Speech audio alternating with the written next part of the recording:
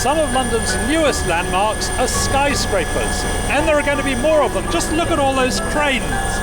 More and more office buildings reaching up into the sky. It must have been very different 100 years ago. Then the city was dominated by buildings of state and churches. It was a city of spires.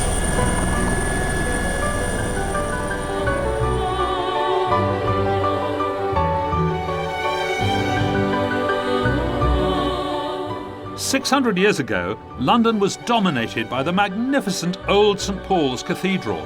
Its 425-foot spire was the tallest ever built.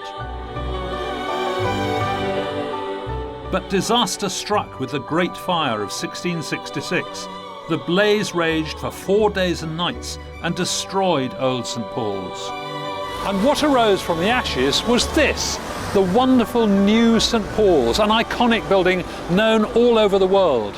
And at 365 feet high, it was until the 1950s the tallest building in London. It's 510 feet long, 280 feet wide, and the architect was Sir Christopher Wren.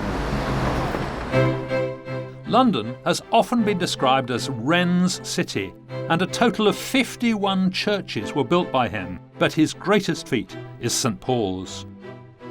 What must it have been like as a building site?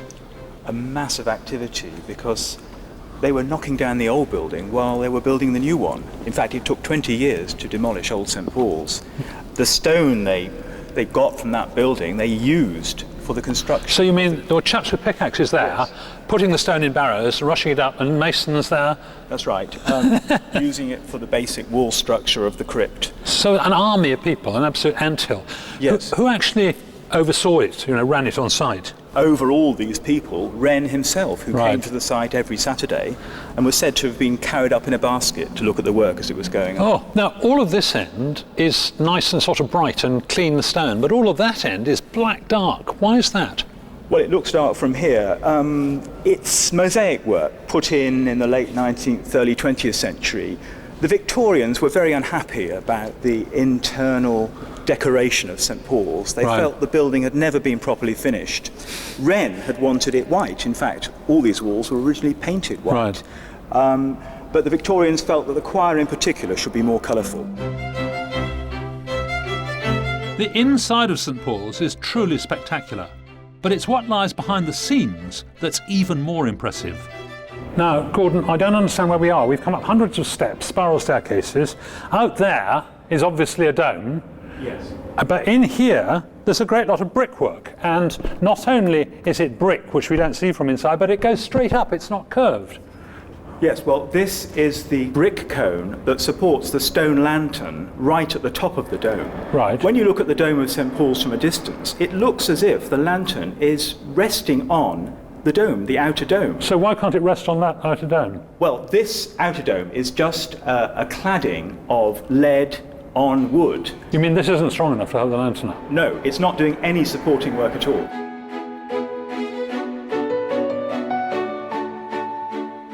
I'm now right at the top of St Paul's, and I don't believe that in this programme there'll be a grander building than this. I'm standing exactly on that brick cone. This is called the Golden Gallery, and there is the great heaviest stone lantern. And a rather curious feature of the lantern is that in one of Wren's early designs, it looked very much like the Gherkin there. He was 300 years ahead of his time.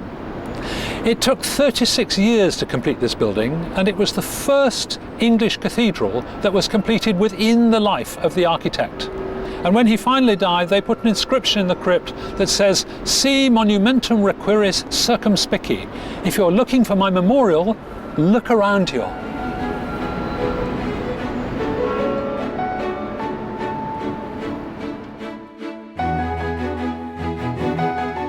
Wren's classical masterpiece dominates the city.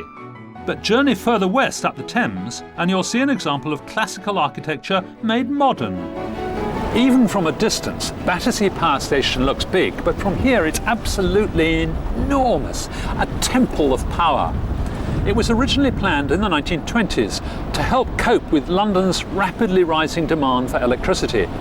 And when the first station, there are actually two back to back, when Battersea A opened in 1933, there were wonderful comments in the press. Somebody even wrote, "It bids fair to make St Paul's Cathedral share her proud place as London's architectural landmark." They used to bring the coal in by river, and the coal was hauled out by cranes. There are two of them still there, amazingly. Just imagine the scene. The barges jostling for position, the cranes heaving the coal onto the side, the enormous noise. It must have been quite a sight for sore eyes.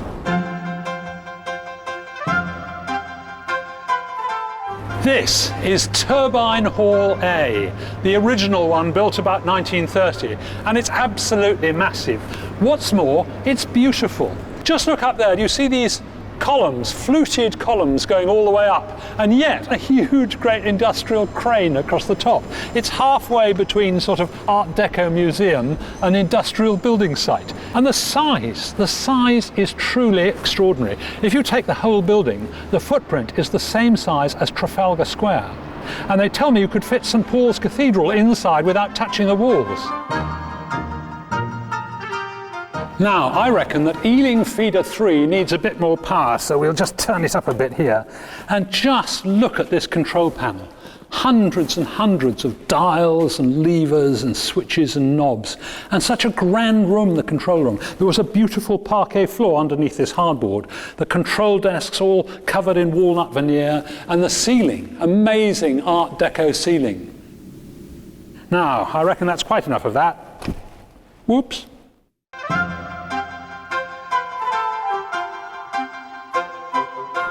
The chimneys here are 337 feet high, and when Station A was opened, they were the highest chimneys in London.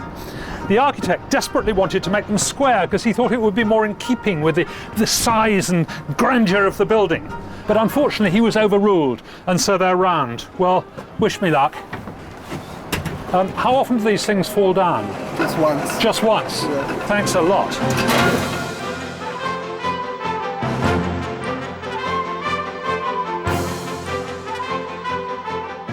Oh, I have to say, I hate heights, and I'm very glad that we're only 250 feet up and not right at the top of those chimneys. It's now being regenerated as a commercial and leisure complex, and they're going to revive another thing that used to happen way back then.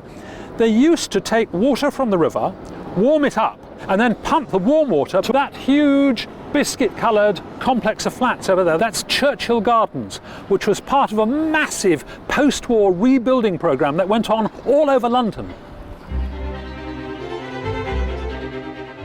German bombing in World War II had destroyed almost 500,000 homes, so rebuilding was an absolute necessity. But it was also an opportunity to move families out of slums and into new, modern housing. Jerry, you know all about this sort of thing. I guess the houses they built after the war were a huge improvement for working class people. Yes, it's difficult to exaggerate the scale of the housing problem in London in the 1940s. Something like 60% of all Londoners lacked access to a bath, even a shared one. Many working class families lacked hot water. Now this had to be dealt with immediately after the war had finished. But London couldn't expand outwards because it was locked into the green belt and kept in place by planning policies. Central London land values were very high, and so the only solution was to build upwards.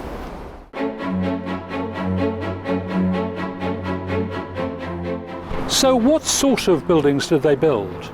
They built towers, and government was encouraging local authorities to build thousands of houses per year.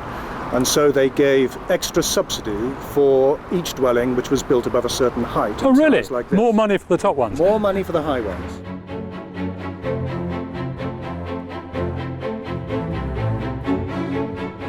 This is one of the most famous tower blocks in London. It's Trellick Tower by Erno Goldfinger. Ian Fleming famously pinched his name. Oh really? For a James Bond novel. It took 6 years to build and was opened in 1974. It's 31 stories high, 328 feet, I think. Right. So what's the separate bit up the side? Is that the lift shaft? It is a lift shaft with walkways onto the main block. At the very top, there's a fantastic viewing tower for the residents who look all over West London. They must be able to see for miles. Right across London itself and out to the other side. Terrific. in its early years, it worked very well. It was very popular among its tenants. When people objected about tower blocks to the newspapers, people from Trellick Tower wrote and said, come and see us, we're very happy. But it went down, as so many of these things did in the 1980s. But in the 90s, it's really picked up. I understand that a few of the flats have been sold off. But people are proud and happy to live here. It's got protected entrance with a concierge. It works well as housing now. Now, I gather it's a listed building, is that right? That's right. It was recently listed as one of the key examples of what's called brutalism in modern architecture. As a building form, it's a magnificent statement, I think, even if you find it hard to feel that it's lovely. But it is a magnificent building. Be honest, do you like it? No.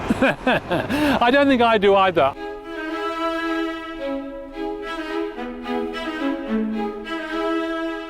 But it wasn't just for housing that they started building tower blocks.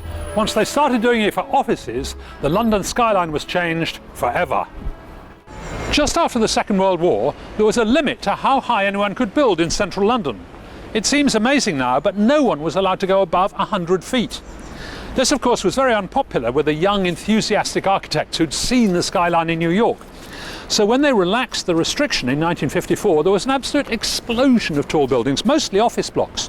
Within 15 years, there were 100 buildings more than 100 feet high and 16 more than 300 feet, including this one, Centre Point.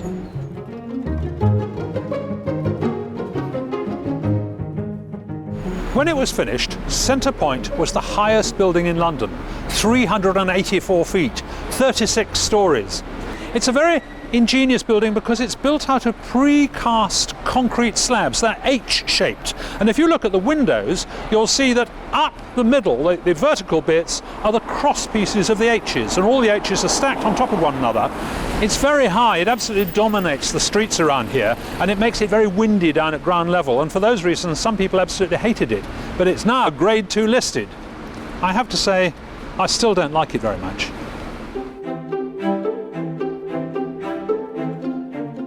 However, the problem with building big in London, oddly enough, is the ground itself. Unlike the rock of New York, London is actually floating on a bed of soft clay. So engineers had to come up with ingenious ways to stop tall buildings literally sinking into the ground. And here I am in the basement of the BT Tower. Now, 174 feet down below ground level is hard chalk.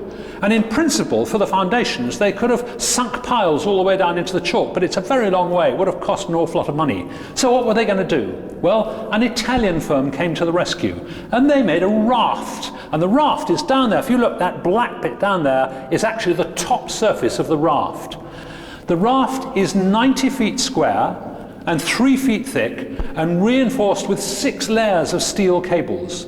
Sitting on top of the raft is this great reinforced concrete pyramid here. You can see it's 23 feet high, and the top is just there, flat top. And sitting on that flat top is a reinforced concrete cylinder that goes all the way to the top of the tower. So the entire tower is resting on this pyramid, on that raft, floating on the clay. Wonderful.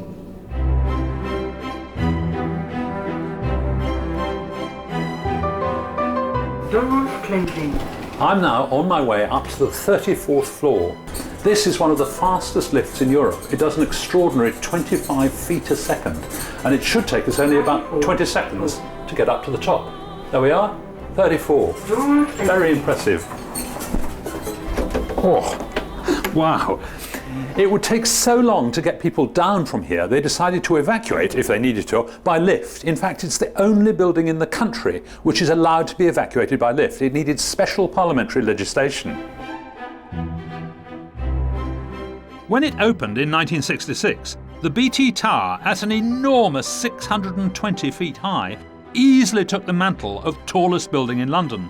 That's as high as 25 double-decker buses stacked end to end. Amazingly, until quite recently, this tower didn't exist. You wouldn't find it on any map, and it was classed as an official secret.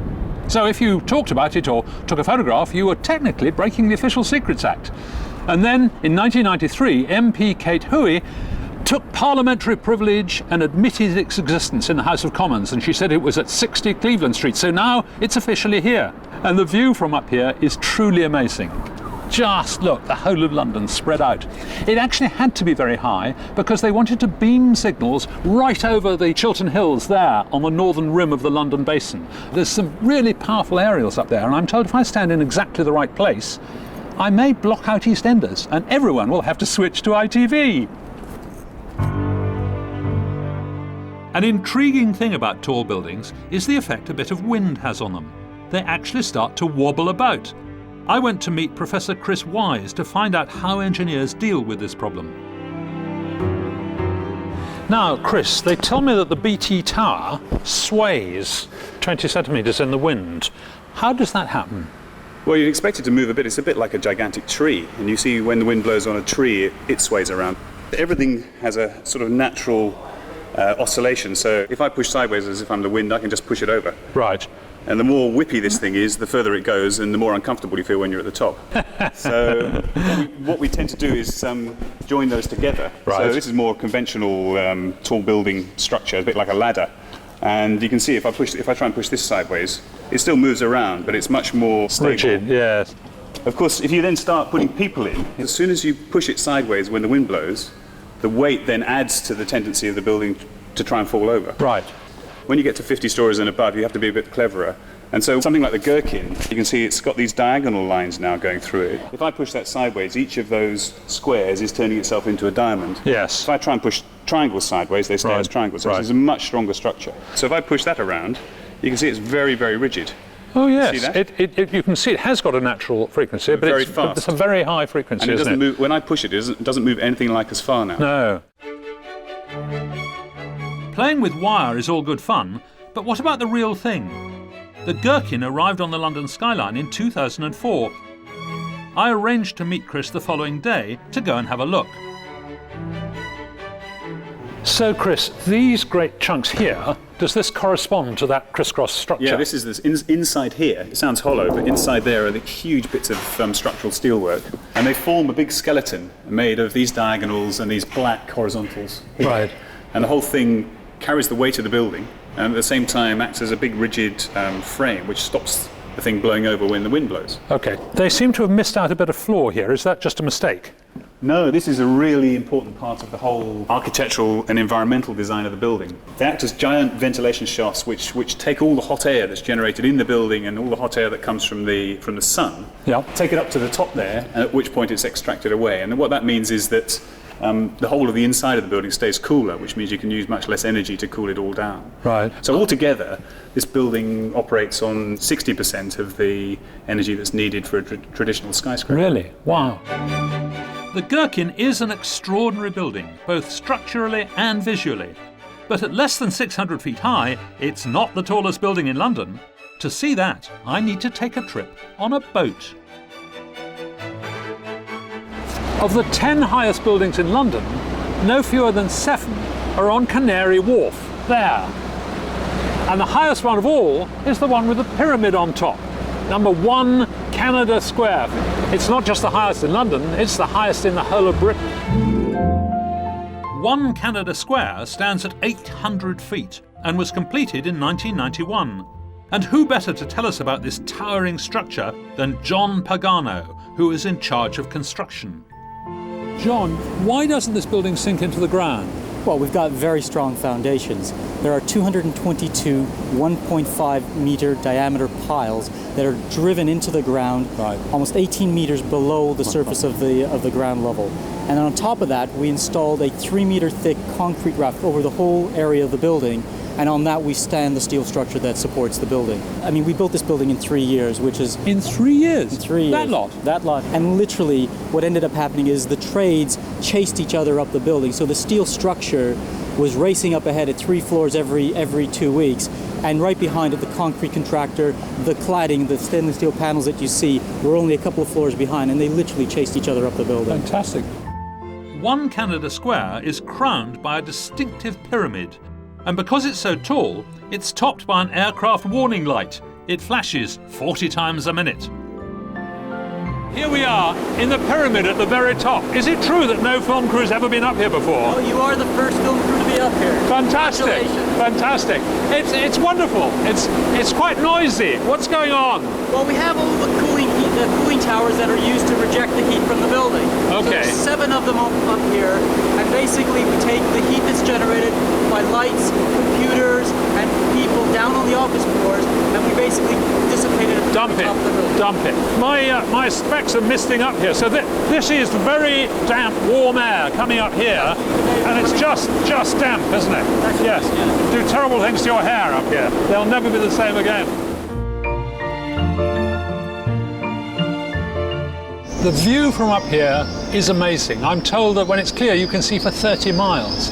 But one of the things that really appeals to me about this place is that there are birds. Listen, just under here. Come and have a look at this. These boxes here are for swifts, although there aren't real ones in here yet. They're trying to attract them in. You see there's a CD player playing swift squeakings all the time, trying to bring the swifts in, which just shows that although we've learnt to build up into the sky, we know who the sky really belongs to.